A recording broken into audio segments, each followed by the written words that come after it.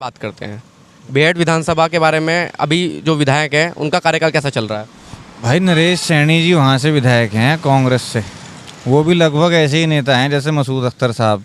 अगर इनका आप बैकग्राउंड देखोगे, कार्यप्रणाली देखोगे, तो ना तो इन्हें छात्रों से मतलब, ना इन्हें किसान से मतलब, ना इन्हें किसी समस्या से मतलब, इन्हें कोई मतलब वहाँ लोकल आदमी से नहीं है। ये जब से विधायक बने हैं, जब से लोगों को अपने सीट पर दिखते ही नहीं। इनका तो काम ही है कि लखनऊ घूम लिए या और लोगों के साथ घूम लिए, हमें तो कभी दिखते नहीं। फेसबुक वगैरह पर कभी देख लिया तो अलग बात है, नहीं तो वैसे कभी क्षेत्र में कभी मेरी मुलाकात नहीं हुई।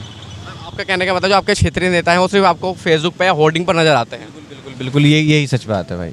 आप अगर ये बताइए बेहट की सबसे बड़ी समस्या आपकी नज़र में क्या है? देखो जी, बेहट की सबसे बड़ी समस्या क्या है, वो घाड़ क्षेत्र है। एक तो वहाँ पानी की बड़ी किल्लत है, पानी की, बिजली की, ये वहाँ की बेसिक जो अम्यूनिटीज़ होनी चाहिए सरकार द्वारा, ये वो बेसिक कम्युनिटीज़ हैं। इसमें सबसे ज़्यादा काम वहाँ पे कराया रहते हुए उमर अली ख़ान ने। वो एमएलसी रहे, विधानसभा तो हार गए थे, दूसरी बार कांग्रेस के पक्ष में चली गई थी सीट। सबसे ज़्यादा जो वहाँ काम कराया वो उमर भाई ने कराया। मैं खुद वहाँ पे, मेरी रिश्तेदारी भी है, मेरा खुद का आना जाना है, कुछ ज़मीन है मेरी वहाँ पे लोगों से मिलता रहता हूँ। सभी जितने प्रधान लोग हैं, जो लोकल लेवल के लोग हैं, उनका कहना भी यही था कि भाई ये गलत हुआ, समाजवादी से उमर भाई को लड़ना चाहिए था। और अगर शायद उमर भाई लड़ते तो आज उस क्षेत्र की बहुत अच्छी हालात होते हैं। मतलब बहुत पिछड़ गया बेहट, तो बहुत ही पीछे चला गया।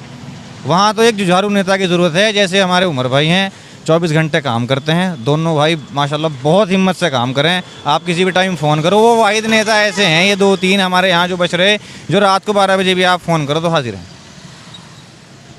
अब देवबंद विधानसभा के बारे में बात करते हैं। देवबंद जैसे आप बेहट के बारे में समस्या बता रहे हैं तो ये बिल्कुल जेन्युइन समस्या है, तो आप बेहट के लिए कैसा विधायक चुनना चाहते हैं?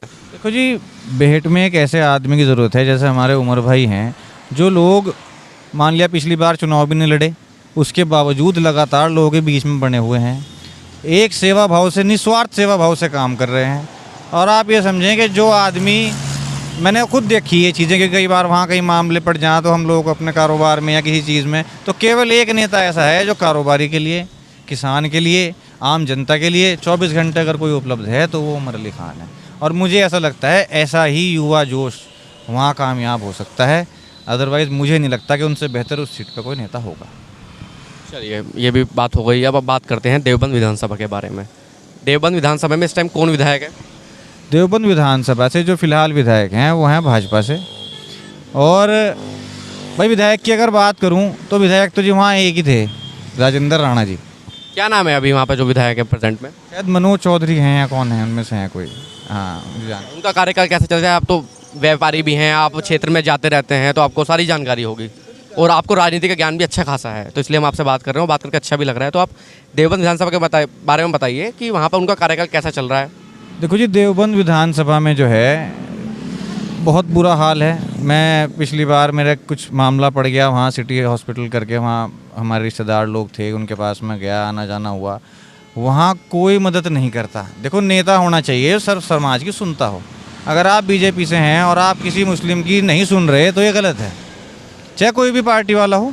अगर समाजवादी के हमारे नेता हैं और वो किसी नॉन मुस्लिम की नहीं सुन रहे तो वो भी गलत होगा। वहाँ पे ऐसा होता है कि भाजपा वाले किसी की सुनते ही नहीं, अपनी चलाते हैं। और दूसरी बात यह है, गुंडागर्दी चल रही है पूरी, हालात बहुत ख़राब कर रखी है सीट के। और मुझे उम्मीद ये है कि इस बार वहाँ से हार का मुंह देखेगी भाजपा। अच्छा, अगर मैं देवबंद विधानसभा की बात करूँ तो मुस्लिम बहुल क्षेत्र माना जाता है और वहाँ से बीजेपी का निकलना है बहुत बड़ी सीट मानी जाती है। बीजेपी ये कहती है कि मतलब कि मुस्लिम जो लोग जो हैं वो कहते हैं कि हम बीजेपी से नफरत करते हैं, बीजेपी भी यही मानती है, तब भी वहाँ से बीजेपी की सीट निकलना एक बहुत बड़ी बात अपने आप में। अब देखो जी, इस मामले में मैं आपको एक बात कहूँ कि बहुत सी बार हालात ऐसे हो जाएं, जो देहात की राजनीति है उसके कुछ हालात ऐसे हो जाएं कि आदमी इधर उधर हो जा। लेकिन आज के जो हालात हैं, जब लोग भुगत लिए, जब तक तो आपने ज़बान से किसी ने मीठी मीठी बातें कर दिया, आपने देख लिया, अच्छा लग गया, आपने वोट दे भागे। अब उसे जब 5 साल भुगता तो अब पता लगेगा, इलाज तो अब होगा। अब मेरा मानना यह है कि बहुत बुरी तरह भाजपा अगर हारेगी तो देवबंद सीट पर हारेगी। तो देवबंद सीट पर अगर बात करें तो सबसे बड़ी समस्या क्या नज़र आती है आपको देवबंद सीट पर? देखो भाई, देवबंद सीट पे सबसे बड़ी समस्या तो ये है कि वहाँ पे एक तो देवबंद में एक बहुत बड़ा इदारा है मुस्लिम का, उसकी वजह से, और वहाँ पे आसपास के जो बीजेपी के लोग हैं वहाँ माहौल ख़राब करने की कोशिश करते रहे हैं। जबकि वहाँ पे भी यही सेम समस्याएं हैं, रोज़गार की दिक्कत इतनी है। वहाँ का जो फ्लाईओवर बना था उसकी वजह से जो नीचे की सारी मार्केट है, मेन बाज़ार है, उसकी आमदनी लगभग 100 पे से 10 या 15 पे आ चुकी, क्योंकि फ्लाईओवर बन गया। जितना रोड का सेल थी या जो भी कारोबारी के लिए काम था या दिहाड़ी मजदूरी वालों के लिए, ऑटो वालों के लिए, रिक्शा वालों के लिए जो आमदनी थी वो तो ख़त्म कर दी सरकार ने, वहाँ तो बचा ही कुछ नहीं। अच्छा, ये बात करते हैं, चलो इनका कार्यकाल तो आपने बता दिया। इससे पहले जो विधायक रहे आपकी नज़र में सबसे बेस्ट देवबंद सीट के लिए विधायक कौन था? तो जी सबसे बेस्ट जो वहाँ विधायक रहे, जिन्होंने काम किया, जिनको आज लोग याद करते हैं, वो हैं राजेंद्र राणा जी। वाकई वो मंत्री भी रहे सरकार में, और मेरा कहना तो यह है कि मैंने ऐसे बहुत कम नेता देखे, और वाकई वो थोड़ा सा अगर उनको और जीवन ऊपर वाला देता तो वो और बहुत कुछ कर जाते देवबंद के लिए। उनके जाने से देवबंद बहुत पिछड़ गया। अगर आपसे पूछा जाए कि उन्होंने अपने कार्यकाल में विधानसभा में अपनी क्या क्या विकास कार्य करा, या सबसे प्रमुख विकास कार्य आपकी नज़र में क्या है उनका? तो विकास कार्य की सबसे जो महत्वपूर्ण चीज़ है, जब ये हाईवे बन रहा था तो इस पर कोई, जब बसपा सरकार थी, उसके बाद जब सपा सरकार आई, ये लोग मंत्री रहे, इन्होंने सबसे पहले हाईवे निकलवाने का काम करा, चौड़ीकरण का काम करा, वहाँ पे गांव-गांव तक सड़क पहुँचाने का काम करा, बिजली की व्यवस्था सबसे बेहतर रही, देवबंद में लोगों को रोज़गार दिलाए, और जो ये सरकारी नौकरियाँ निकलती हैं उसमें बहुत हद तक इन्होंने बहुत मदद करके जो बच्चे पढ़े लिखे थे, नौजवान थे, उनको नौकरी दिलाने का काम किया। मतलब वो विधायक एक ऐसे थे जो अपने क्षेत्र में जाते थे? बिल्कुल बिल्कुल, वो ऐसे आदमी थे, 24 घंटे किसी भी वक्त जाओ, राणा जी का नाम पुकारो और काम आपका हो जाता था। तो कोई ऐसा इंसिडेंट बताइए कि आपका कोई समस्या हुई हो और आप उनके पास अपनी समस्या लेकर गए हों, कुछ अपना यादगार पल उनके साथ?